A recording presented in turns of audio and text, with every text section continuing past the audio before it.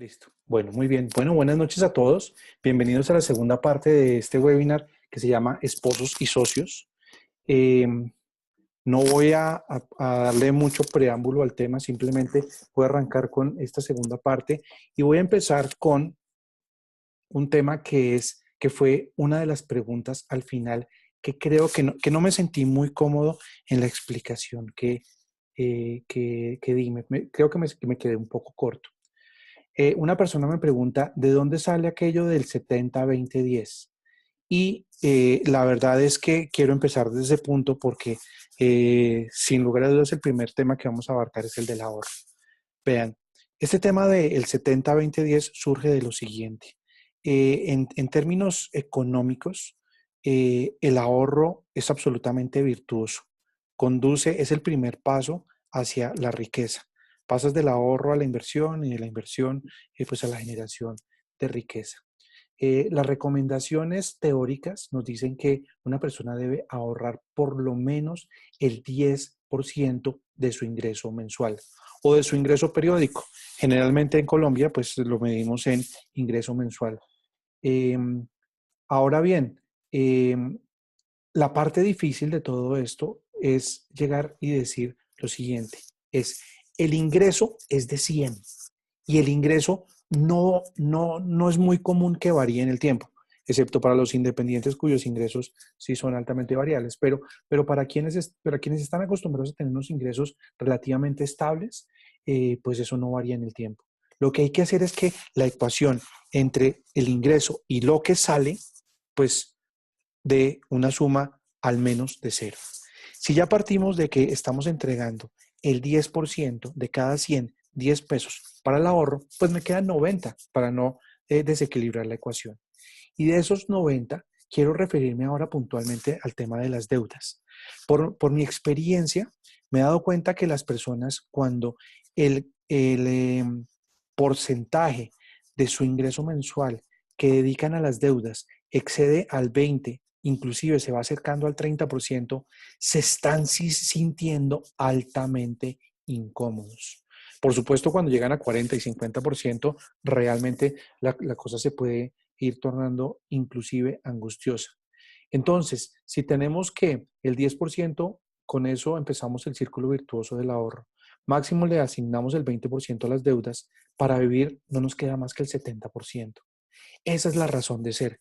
Y esa es una regla que si logramos cumplir, sobre todo si nos acomodamos a que el 70% de nuestro ingreso es el máximo que dedicamos al gasto, a la supervivencia, digamos, de la familia, a los gastos habituales, pues ahí es donde se vuelve absolutamente virtuoso ese manejo.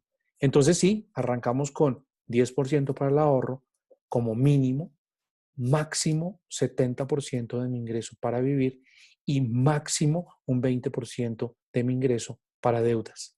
Si no tengo deudas, qué bueno, tengo más oportunidad de ahorrar, no más oportunidad de gastar.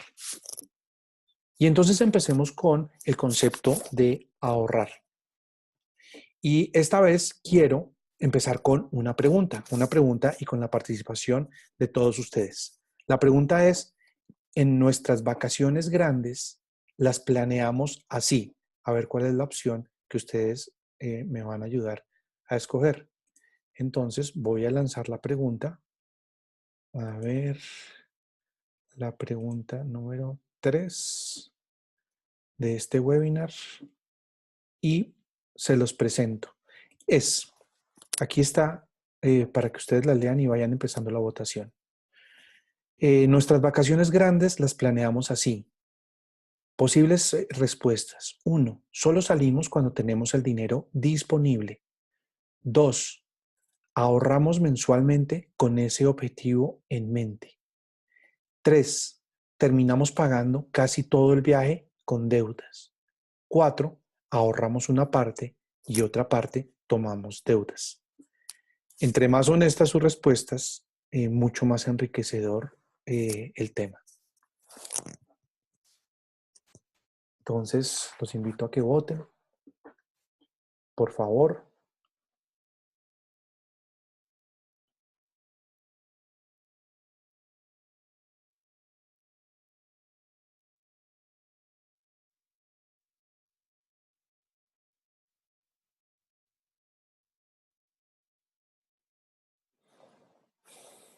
Vamos a ver. Tenemos casi todos los asistentes ya han votado. Vamos a dar unos 10 segundos más para las dos personas que nos hacen falta. 9, 8, 7, 6, 5, 2, 1. Voy a finalizar la votación. Y les voy a mostrar, les voy a compartir cuáles fueron los resultados de esta votación. Ok. Miremos que una tercera parte, un poco más de una tercera parte, mencionan que solo salimos cuando tenemos el dinero disponible. Y otra tercera parte, un 35%, mencionan que ahorramos una parte y otra parte tomamos deudas. Pues bien, tal vez aquí solo salimos cuando tenemos el dinero disponible. Si es fruto del ahorro, pues fantástico. Pero realmente esto me da pie para empezar con todo este tema de lo que es el ahorro. Vamos a hablar sin lugar a dudas de vacaciones. Miren, como yo les mencionaba, yo me dedico en mi vida a hablar con personas y a hablar con parejas y ver cuáles son, dónde les duele y en dónde están soñando. Pues bueno, lo primero que debo decir es que las personas que conozco ya tienen tomada la decisión de ahorrar, pero muchos no lo están logrando. Y generalmente es por falta de una metodología clara que los conduzcan a un ahorro exitoso. Es decir, todos queremos ahorrar, todos decidimos ahorrar. Y les voy a contar el caso de una señora con la que hablaba alguna vez. Ella me decía, mira, yo todos los meses sagrado de mi salario dedico 100 pesos al ahorro. Ok, ¿hace cuánto tiempo? No, hace 2 años, 24 meses. Ah, ok, 24 meses, 100 pesos. ¿Cuánto tienes ahorrado? No, tengo ahorrado 480. Dice, ¿y por qué no lo está logrando?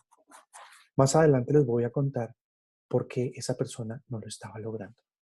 Lo que sí les quiero decir es que quiero comparar dos cosas. Lo primero, una persona que tiene como objetivo, por ejemplo, unas vacaciones y lo que dice es que lo va a hacer por medio del ahorro. Va a tomarse unas vacaciones. En este ejemplo estamos hablando de un monto de 10 millones de pesos y va a ahorrar durante 36 meses, consigue una tasa para su ahorro programado al 7% y haciendo los cálculos de matemáticas financieras, dice que esa persona debe ahorrar 250.400 pesos todos los meses durante 36 para dentro de 3 años, 36 meses, tener los 10 millones de pesos y poder hacer el gasto que espera hacer. Ok, ahora bien, lo vamos a comparar con otra persona. Esta persona se mandó un tarjetazo en el otro extremo. Lo que hizo fue endeudarse. También a los mismos 36 meses, pero en este caso a la tasa de la tarjeta de crédito. No es la tasa máxima de usura de hoy, pero se acerca el 28% que estamos aquí planteando, se acerca a la tasa máxima de usura que hoy por hoy está del orden como del 31, 31,5%. Pues bien, la cuota mensual es de 413.600 pesos. Y quiero decirles que los elementos en común que tienen estas dos personas que tomaron dos decisiones completamente diferentes es que terminan sus vacaciones y vuelven absolutamente felices. Dicen, no, con estos 10 millones de pesos paseé, conocí, comí, caminé, en fin, eh, disfrutamos en familia, pudimos conversar, en fin, pasamos absolutamente felices. Y pasan un día, 2 días, 3 días, una semana hablando del tema. Ok, eso es lo que tienen en común.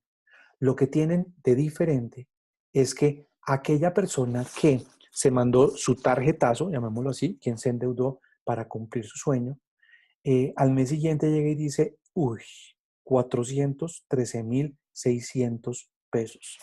Y me faltan 35 cuotas. Tal vez 12 meses después está todavía diciendo, ¿qué hago para terminar de pagar esto? Porque es que adicionalmente ya quiero irme para otras vacaciones. En el otro caso, la persona que se puso un objetivo de ahorro, después de que contó todo lo que hizo, esta persona llega y dice, ¿sabes una cosa? Pasé delicioso y adicionalmente no debo nada. ¡Qué dicha! No debo absolutamente nada. Pero miren, eh, el proceso se da de una manera bien diferente. Porque quien hizo el ahorro, al primer mes dice 250.400, listo, ya empecé. 12 meses después debe llevar algo así como 2.600.000 pesos aproximadamente. Debe llevar ahorrados. Y llega y dice, carambas, está construyendo el sueño, está armando y está cada día con más interés y más ganas de llegar a su objetivo. Y si lo hace, si empieza a soñar en familia, si involucra a los hijos que están en edad de soñar, porque los niños pequeños dicen, nos vamos mañana, bueno, pero esos niños en edad de soñar empiezan a construir entre todos el sueño. Les quiero contar el caso de una persona con quien estuve en una de mis conferencias. Jesús me dijo, me voy, me quiero ir, mi sueño es irme con mis hijos para Miami. Y Jesús terminó compartiendo con sus hijos el sueño. Sus hijos en un momento dado le dijeron, papá, tengo tantas ganas de ir que para que nos podamos ir más rápido, en lugar de darme 20.000 pesos, no sé, semanales, dame 15, los otros 5 yo los aporto, y empezaron a formar parte del sueño. Y esa es la gran diferencia entre hacerlo por la vía del ahorro y hacerlo por la vía de la deuda. Para las personas que ponen una especie de híbrido allí, no hay ninguna forma, digamos, de decirles, no, no está bien. Lo que sí les quiero decir es que es absolutamente virtuoso cuando se construye y se cumple cualquier sueño desde el punto de vista del ahorro. Es la gran satisfacción, es decir, sí lo logramos, no en primera persona, porque se logró como esposos, se logró como familia y seguramente los hijos lo lograron vivir con la misma intensidad. Y es por eso que hay una invitación, sobre todo, a ahorrar. Ahora bien, generalmente me preguntan, ¿y cómo se hace? Dime en la práctica cómo es que se hace eso. Les voy a contar una historia. Cuando yo era niño, mi abuela vivía por asuntos de salud, vivía en un pueblo muy cerca de Bogotá, en Cachipay, un clima intermedio. Y ella, allá en su finca, vivían mis abuelos y ella tenía una caja. Y esta caja la tenía con llave. Y yo siempre que pasaba decía, ¿qué sea lo que tiene mi abuela ahí? ¿Por qué lo tendrá con llave? ¿Cuál será el secreto casi que adentro de la caja de, digámoslo así, Pandora? Pues bien, un día pasé al lado de la caja del cuarto de mi abuela y estaba abriendo su caja. Y yo me boté de cabeza a ver qué era lo que estaba haciendo, qué era lo que contenía, y efectivamente contenía sobres, sobres con dinero adentro. Y ahí me develó el gran secreto de cómo es que se ahorra. Pues mi abuela tomaba un sobre, lo marcaba y decía, para cambiar el piso de la cocina, para irnos de vacaciones, para pintar el portón de la casa de enfrente, el portón de enfrente de la casa. Y en cada sobre, periódicamente, si no mensualmente, ponía una parte del dinero que ella creía conveniente para ese fin. Lo cierto es que cuando mi abuela tenía el sobre lleno, lo sacaba y cumplía su sueño, cumplía el objetivo que se había puesto por esa vía. Uno dice, ok, entonces lo hago en sobres. Sí, si quiere hágalo en sobres. Porque es que el gran secreto de la señora que les mencioné que ahorraba 100 pesos mensuales y 2 años después solamente tenían ahorrados 450, era ese. Resulta que la señora tenía la decisión tomada de ahorrar 100 pesos. No ahorraba 100 pesos, perdón, dejaba 100 pesos y los ponía exactamente en la misma cuenta en donde gastaba. ¿Dónde te pagan tu sueldo? En la cuenta de ahorros. ¿De dónde gastas? De la cuenta de ahorros. Pretendía en la misma cuenta ahorrar y gastar. Terminaba haciéndose autopréstamos que nunca se pagaban. Entonces, en este sentido, llevándolo a la práctica, para una familia moderna que no lo quiere hacer con sobres, sino que lo quiere hacer a través del sistema financiero, es, primero, defina un sobre virtual, es decir, una cuenta. Te puedes ir al banco que tú escojas, al banco o que la familia escoja. No, al banco verde, es que me gusta el verde. Ok, perfecto. No, el azul porque es mucho más eficiente. Para mí es indiferente. Lo cierto es que a esa cuenta en el banco verde hay que ponerle un nombre. Lo que hay en la cuenta del Banco Verde está destinado para las vacaciones. Lo que hay en el Banco Azul, en la fiduciaria del Banco Azul, está destinado para el más largo plazo, la educación de los hijos. Y algo muy importante, además de separarlo, es alejarse un tanto de esas cuentas. Cuando digo alejarse, es ¿qué pasaría si uno tuviera cuentas de ahorro y no tuviera tarjetas de débito? Seguramente eso le facilitaría a uno la vida en el momento en que se presenta la tentación de echar mano de esos ahorros para cualquier otra situación que se puedan presentar. Pues bien, les quiero decir, si ustedes se animan a tener una caja o un cofre como el de mi abuela, ¿cuáles son los sobres que yo les sugiero que deberían tener como familia, como pareja, al menos? Lo primero, para algo que aquí puse muy entre comillas, gastos sorpresa. Y es que todas las personas, bueno, no todas, un número importante de personas se sorprenden cuando les llegan los impuestos. No, me llegan los impuestos y ahora, ¿qué vamos a hacer? A ver, perdón, el impuesto de la casa. El año pasado cuando pagaste impuestos de la casa, eh, ¿ibas a vender la casa o no preveías que el año siguiente iba a llegar los impuestos? Pues debiste haberlo previsto. Para las matrículas del colegio, para la Navidad. Todos los años en Navidad tenemos esos gastos y los consideramos extraordinarios. Pues volvamos eh, esos gastos no extraordinarios. Creemos un sobre en donde vamos a poner el dinero que vamos a destinar a una de estas actividades. Por ejemplo, el impuesto de la casa me cuesta 1.200.000, nos cuesta 1.200.000 pesos, nos costó este año. Para el año entrante, pensemos que va a ser un número similar para no complicarnos demasiado. Pago el impuesto de este año y a partir del siguiente mes, pues me empiezo a ahorrar 100.000 pesos mensuales. Cuando llega el siguiente pago de impuestos, en mi cuenta, en mi sobre destinado a este tipo de gastos, pues ya debo tener 1.200.000. Si subió de 1.200.000 a 1.250.000, pues lo que me faltan son 50.000, no 1.250.000 pesos. El siguiente sobre es el sobre de los imprevistos. Y aquí primero le voy a hablar a quienes están, digamos, quienes tienen un empleo, quienes están bajo un contrato. El mayor imprevisto que una persona puede tener, no es que se le rompa un tubo o que le estrelle en el carro, no, esos son imprevistos, claro, pero el mayor imprevisto que puede tener es que se quede sin una fuente de ingresos. Al quedarse sin una fuente de ingresos, ¿de qué vamos a comer? ¿Cómo vamos a pagar el colegio de los niños? ¿Cómo vamos a pagar todas nuestras obligaciones? Por lo tanto, el imprevisto que hay que cumplir es quedarse sin una fuente de ingresos.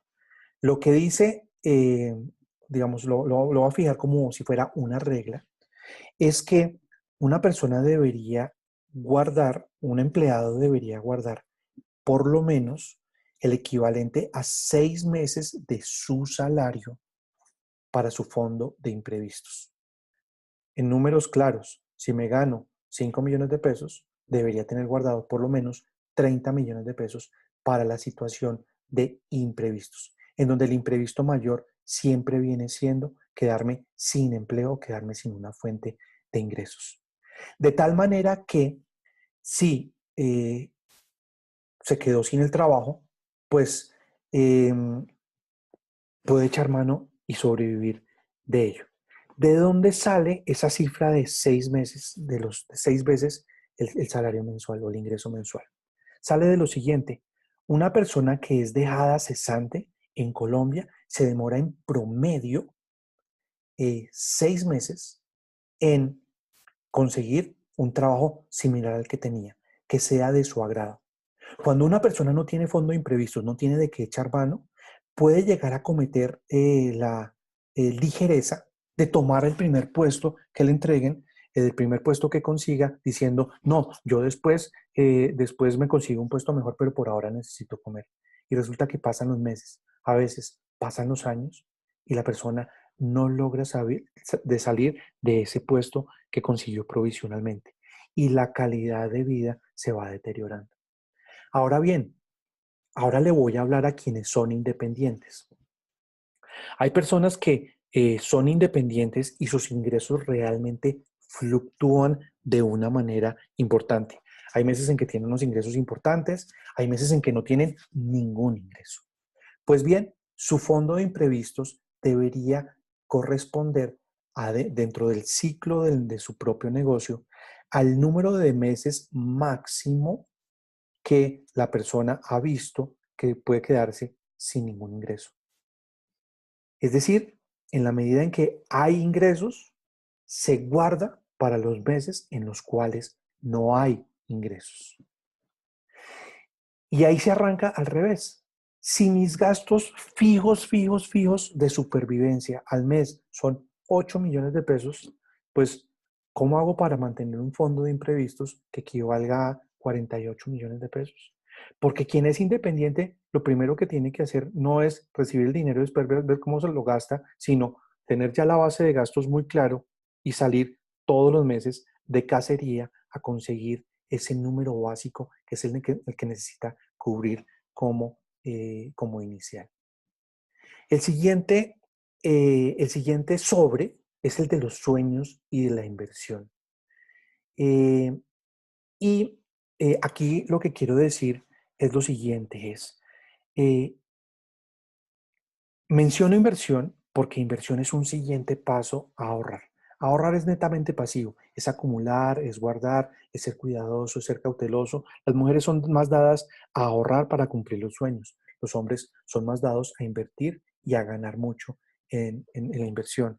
Y muchas veces esas inversiones también forman parte de los sueños. Quiero montar un negocio, quiero irme de vacaciones, quiero educar mejor a mis hijos, quiero comprar una casita en la montaña, que de una vez sea una finca de la cual puedo sacar, tener unas vacas, en fin.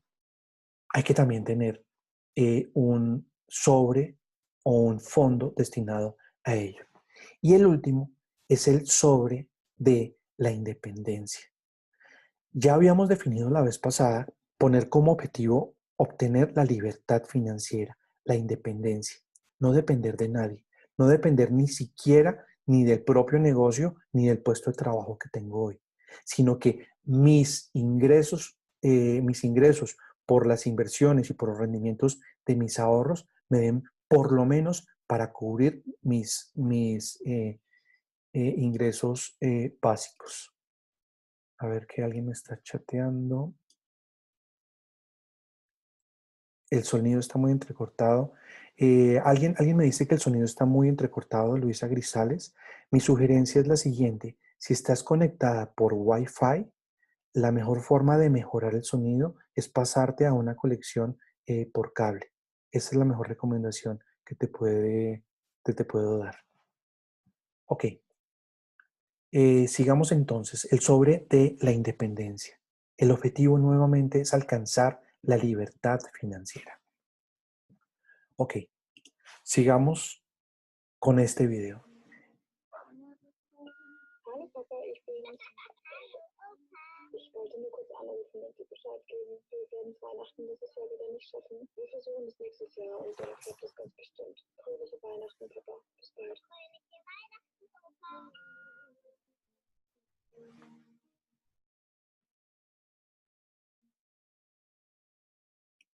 There goes a day, there goes a week. So many calls I had to make. The more I did, the less I cared. The more I missed the love. So somehow it's sad. I don't know the words without you, dear. You've been on my mind all the time, and I miss it too. Home used to be just some walls that I knew, but the truth of that home means nothing without you.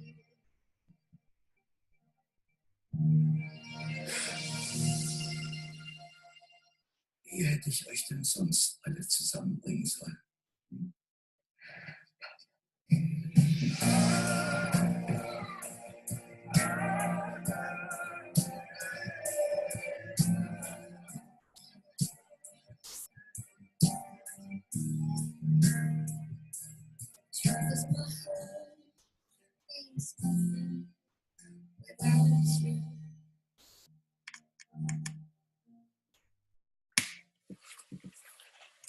Este video que ya lo habíamos usado en otra oportunidad cuando hablábamos de la educación de los niños, lo quise volver a traer porque esta es una persona que obtuvo su libertad financiera, no depende económicamente de nadie para su sustento, para su vivienda, para su alimentación y muy seguramente para su salud. Pero no solamente eso, sino que adicionalmente esta persona eh, logró hacer a los suyos independientes, a sus hijos independientes. Ahora, que cómo los logra traer cada Navidad a su casa, eso es algo diferente. Pero ese es un objetivo que hay que hacer. Miren, en términos de pensión, en términos de ahorro de largo plazo, que es aquel bolsillo para mirarlo hacia adelante, hacia el futuro lejano, este es un titular de prensa del periódico El Tiempo de hace unos meses. En el año 2050, solo el 15% de los colombianos tendrán pensión. Y voy a decirlo muy claro, para quienes son empleados, pensar que solamente aportando el 16% de su ingreso, con eso van a obtener una pensión igual al salario que tienen hoy, no es realista, es idealista. De hecho, las proyecciones que se hicieron en la Ley 100 anticipaban que el ahorro en la pensión por fondos privados de pensiones iba a rentar a unas tasas alrededor entre tal vez el 10, muy alrededor del 15%, con las tasas actuales que están mucho más del orden del 5 que del 15%, el crecimiento del ahorro se está deteriorando.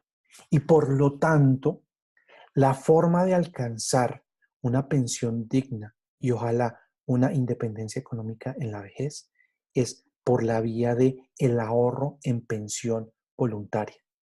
Y cuando digo pensión voluntaria no es únicamente los fondos de pensiones voluntarias. Hay varias formas de hacerlo de esa manera.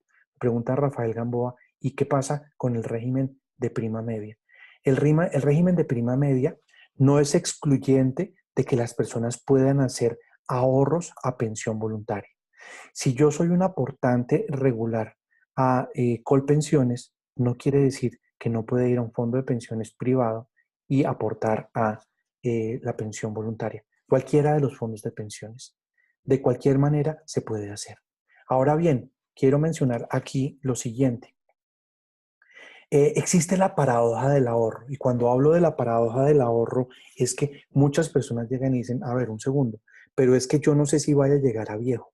Entonces, prefiero gastar rápidamente, prefiero tener dinero para gastar hoy, ahorro para mi viaje, ahorro para el corto plazo, que no sé si vaya a subsistir. Pero la paradoja del ahorro es donde subsista, ¿qué va a pasar si no tiene suficiente dinero y suficientes ahorros? Va a pasar una vejez totalmente desprotegido. Y realmente la paradoja del ahorro, desde mi punto de vista, ahí sí podemos aprender de los países, digamos, ya desarrollados. En general, los ciudadanos en los países desarrollados le apuntan a ser muy cuidadosos con su gasto en su época productiva y estar guardando y ahorrando porque todos tienen la clara o la firme esperanza o decisión de tratar de llegar a la vejez y poder sobrevivir en ella. Aquí les voy a mostrar 4 formas de acceder a ahorro o a la pensión. En la parte voluntaria uno puede ir a cualquiera de los fondos privados, no al régimen de prima media, no a la parte, digamos, del gobierno. Pero digamos que una parte de la pensión puede ser cualquiera de ellos, incluyendo pensión voluntaria. Se puede montar un negocio y montar un negocio implica desde hoy o hoy trabajar para mi negocio, trabajar para levantarlo, para que mañana mi negocio trabaje para mí. Otras personas encuentran un complemento o una adición importante a su pensión en la finca raíz. La finca raíz históricamente, por lo menos en Colombia, ha venido teniendo una valorización bastante aceptable y es una fuente de rentas permanentes completamente aceptada y reconocida en el mercado. Hay otra forma y es la que no le deseo a nadie. Aquellas personas que esperan que su pensión provenga de la familia y de los amigos. Conozco tantas personas que no tienen un techo donde vivir y viven de la caridad. O más aún, conozco muchas más personas que siendo jóvenes tienen que dedicar una parte importante de sus ingresos a cubrir las necesidades de sus familiares mayores, adultos mayores, que no tuvieron la posibilidad de armar una pensión propia. Y les deseo tanto a los jóvenes que primero hagan independientes a sus padres y después se independicen de ellos. La independencia es un bien para la familia, es un activo importantísimo para la familia. Y les recomiendo también a los padres que busquen hacer independientes a sus hijos y después independizarse de ellos, sobre todo desde el punto de vista económico. Ahora bien, porque es que esto de construir la pensión es como construir una catedral. Ninguna catedral se construyó en un par de años, ni en 5, ni en 10. Las catedrales se construyen en cientos de años. Pues bien, la catedral de la pensión, aún incluyendo la parte del ahorro voluntario, se construye en 25, 30, 35 años de trabajo, de ahorro voluntario, de levantar un negocio, de estar haciendo el esfuerzo por construir una base en finca raíz que produzca una renta.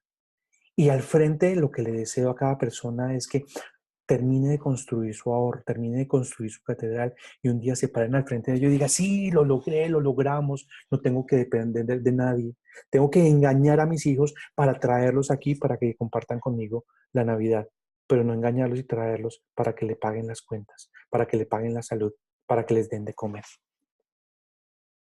Ok, aquí una reflexión para ustedes. Para una persona como ustedes, ¿qué haría hoy con 200 millones de pesos?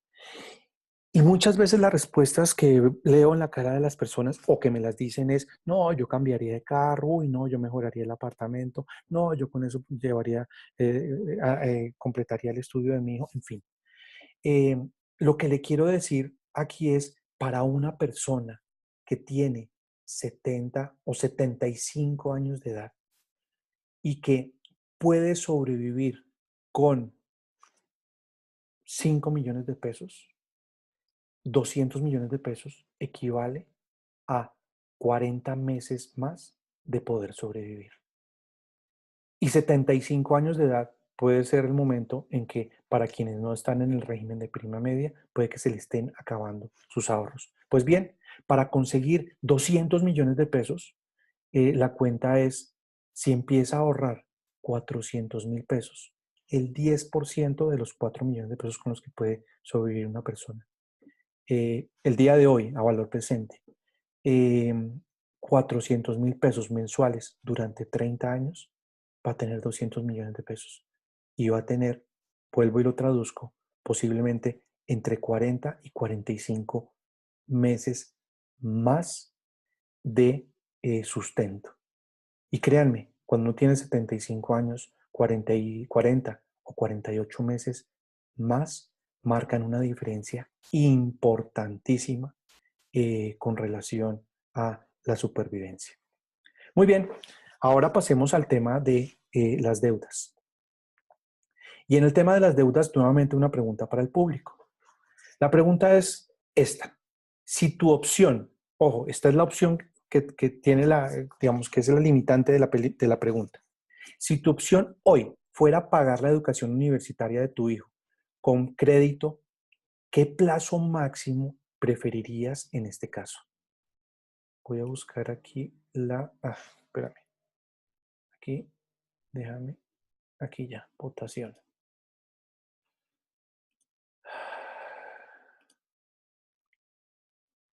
Voy a iniciar la votación.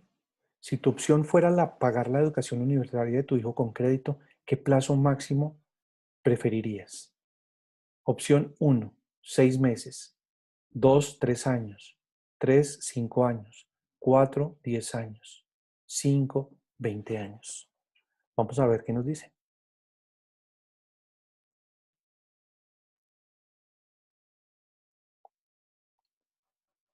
Vamos en la mitad de las personas participantes ya han votado. Vamos a dar unos 15 segundos más para esta pregunta porque vamos bastante adelantados en la votación.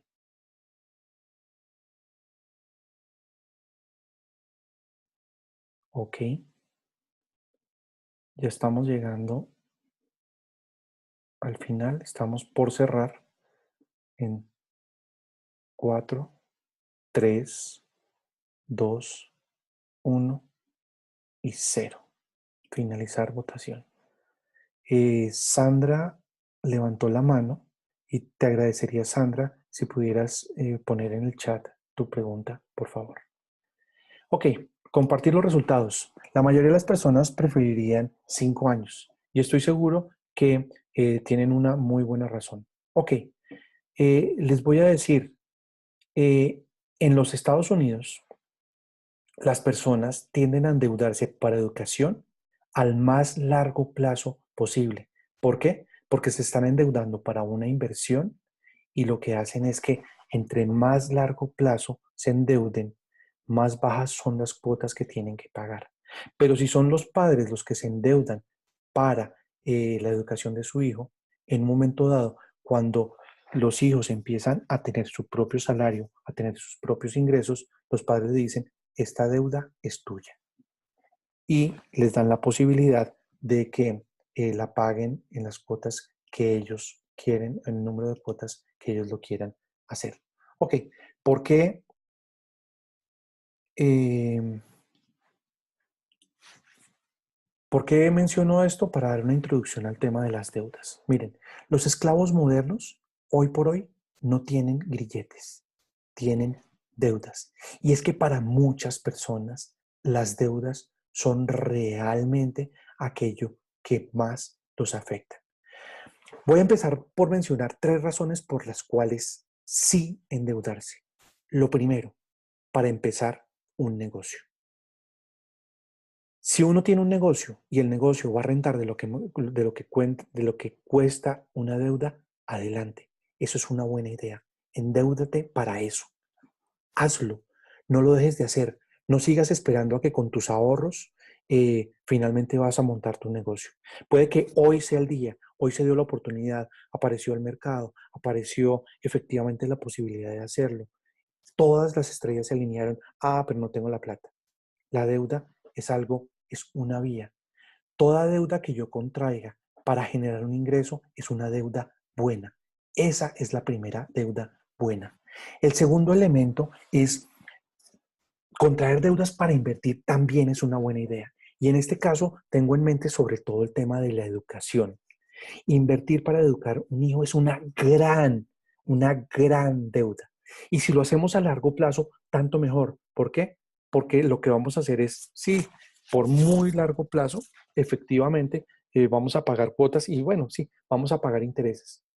Pero me da la posibilidad de largo plazo de acceder a una educación, digamos, de un precio más alto, que muchas veces las educaciones de precios un poco más altos pueden resultar de mejor calidad. No siempre, pero en muchas ocasiones así es. Y en esa medida podemos hablar de inversiones como educación, podemos hablar de inversiones como comprar una casa, como comprar un apartamento, inclusive como comprar un segundo apartamento y empezar a pagar la deuda para algún día tener una pensión un poco más completa. En esa medida, endeudarse para invertir es una buena idea. Y la tercera razón para contraer una deuda, una buena razón para hacerlo, es en caso de emergencia. En mis conferencias le pregunto a las personas, por favor, sin pensarlo, rápidamente contéstenme.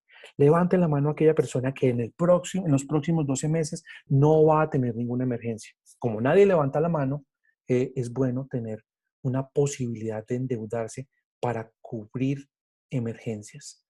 No, yo no quiero tener tarjetas de crédito. Mira, pagar la cuota de manejo de una tarjeta de crédito y poder sacar la tarjeta de crédito en el momento en que tienes una emergencia, puede ser la diferencia entre la vida y la muerte. Pero no solo eso. Muchas personas que tienen emergencias y recurren a créditos extrabancarios de condiciones muy desfavorables, terminan, digámoslo así, terminan donde los agiotistas, donde prestamistas de esos de última instancia que cobran unos intereses altísimos y que sobre todo nos roban la tranquilidad. Ahora hablemos de las deudas malas. Hay tres características de una deuda mala. La primera característica es una tasa de interés alta. Si estamos adquiriendo una deuda, no importa el plazo, si es a corto plazo, a largo plazo, a 5 años, a 10 años, a 20 años o a 6 meses, pero la tasa de interés es del 30%, ya de por sí es una deuda mala. Si es con los prestamistas extrabancarios, seguramente va a ser muy por encima del 30%. Posiblemente eso se acerque a inclusive hasta el 50%. Esa es una deuda mala solamente por tener una tasa de interés muy alta. La segunda característica de una deuda mala es su duración. Cuando yo contraigo una deuda y esa deuda dura más que el tiempo que dura el bien que compré con el dinero, es una deuda mala. Y aquí lo digo así de claro. Si yo me endeudo para irme de vacaciones, me endeudo a 36 meses para irme de vacaciones una semana, es una deuda mala. Para irme de vacaciones, eh, la vía es el ahorro.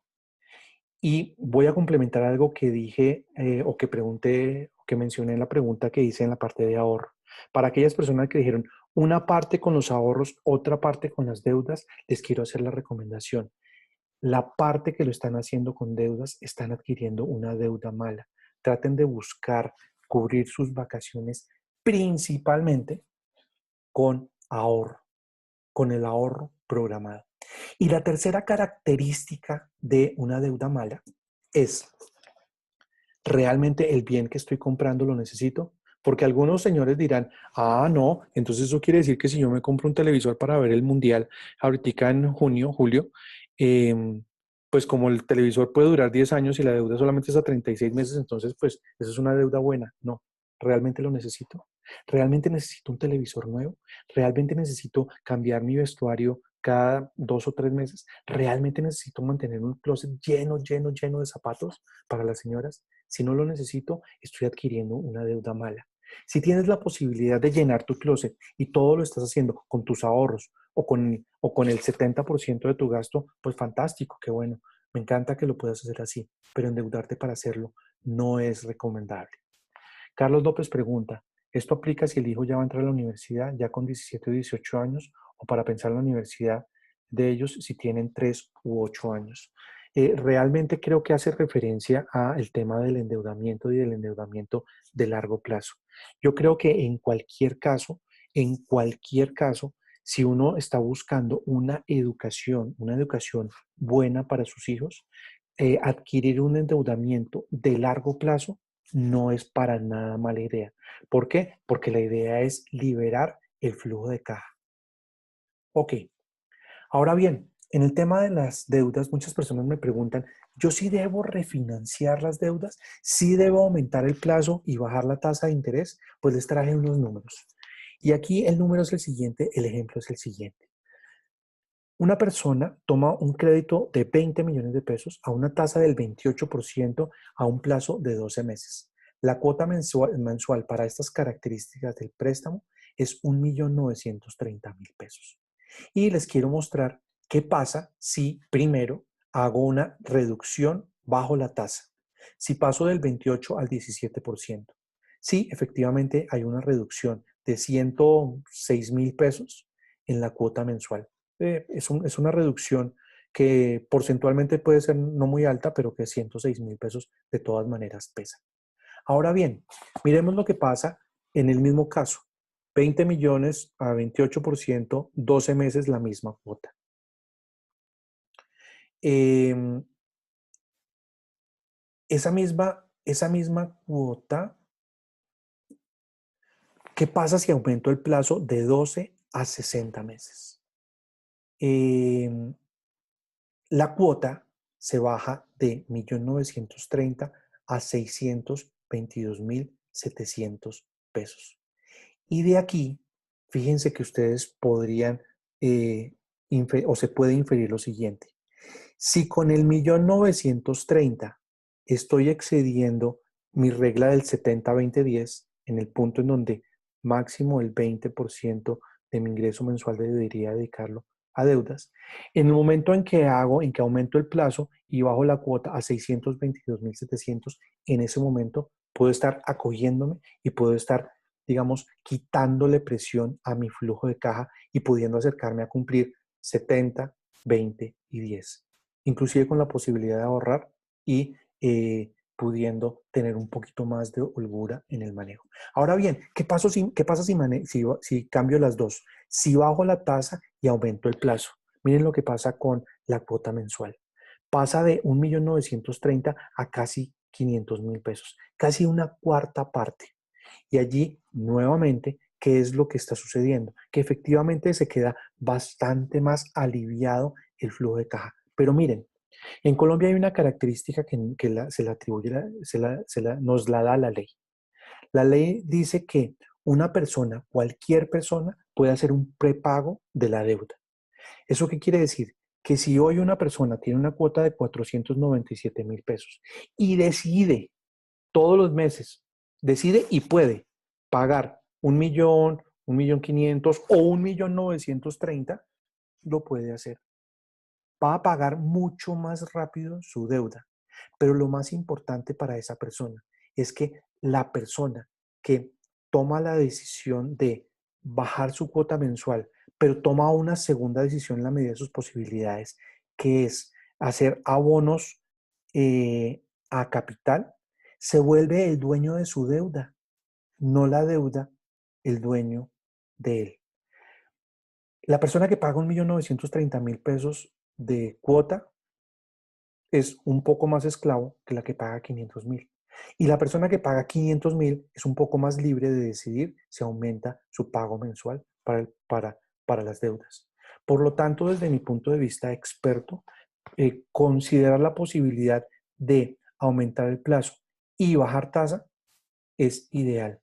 De hecho, a 12 meses en Colombia, las tasas de interés, en Colombia y en muchos países de la región y del mundo, las tasas de interés de corto plazo son bastante más altas que las de mediano y largo plazo.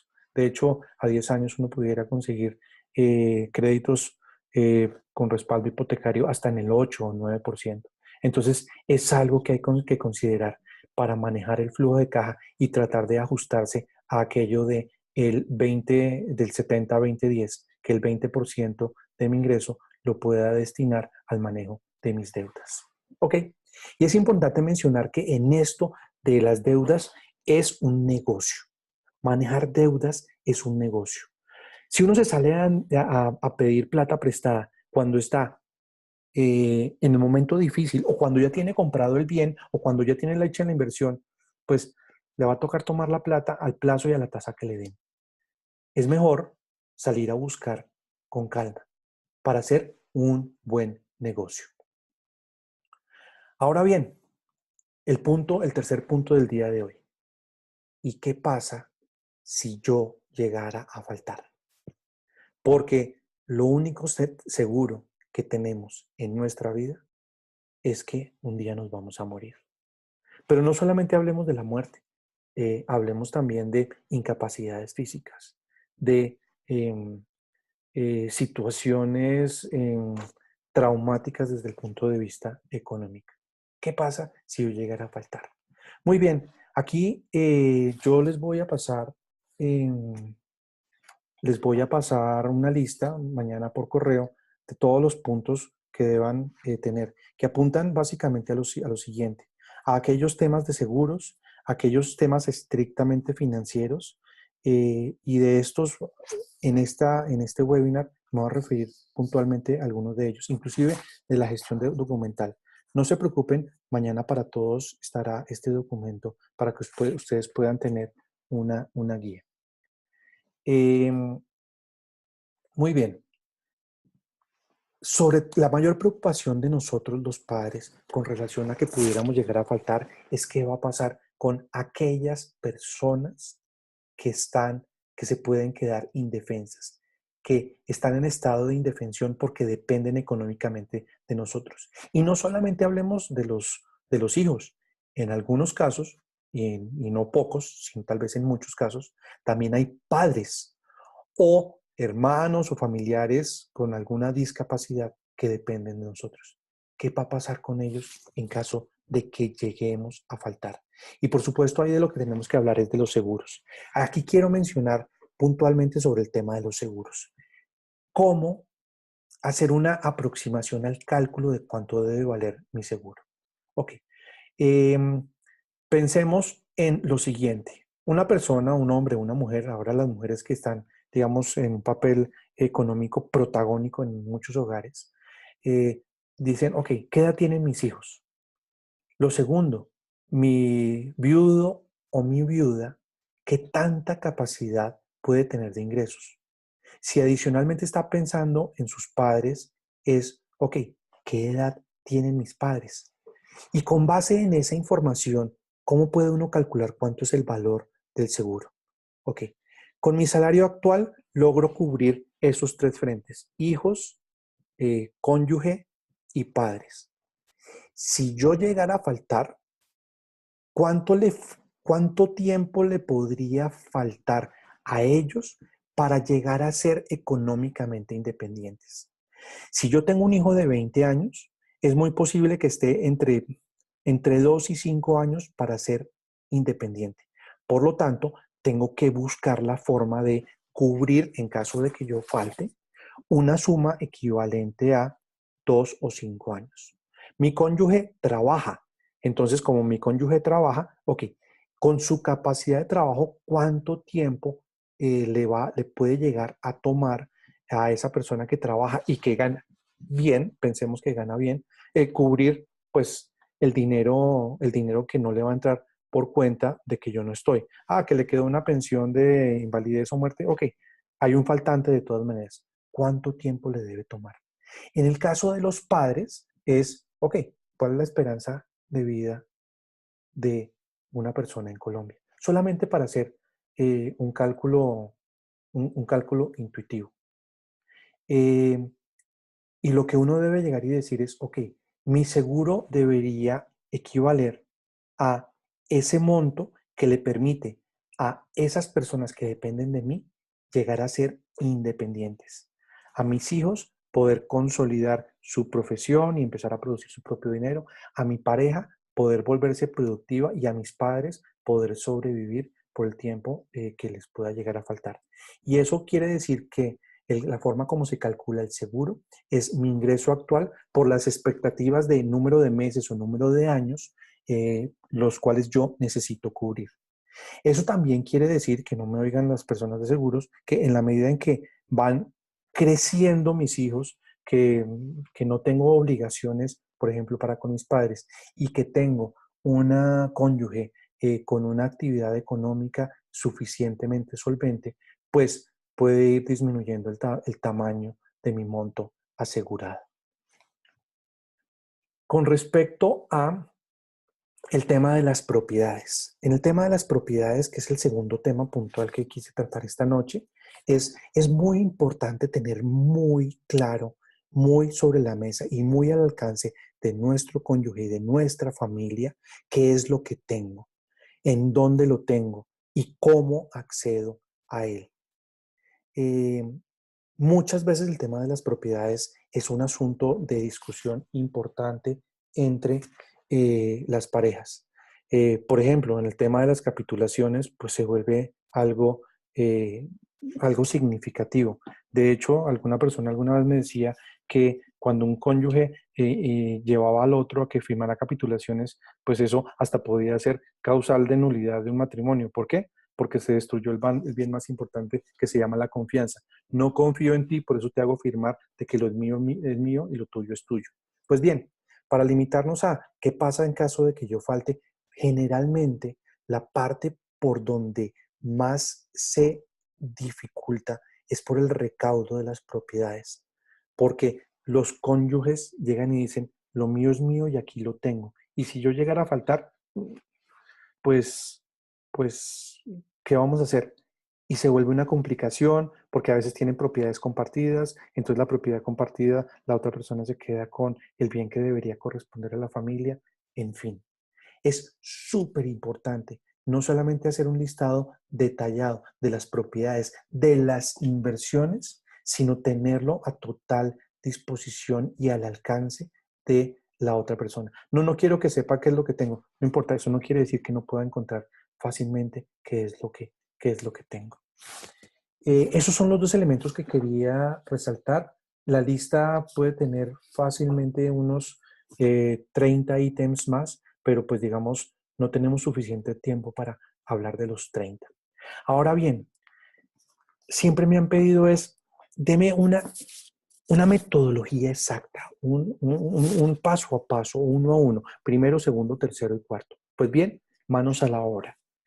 La forma para estructurar la vida financiera de la pareja es, primero, y este es un resumen ya de todo el curso porque vamos terminando, tener objetivos muy, muy, muy claros. Objetivos tanto cuantitativos, ejemplo, obtener la libertad financiera, como cuantitativos, ejemplo, tener claro que vamos a organizarnos con un 70, 20, 10.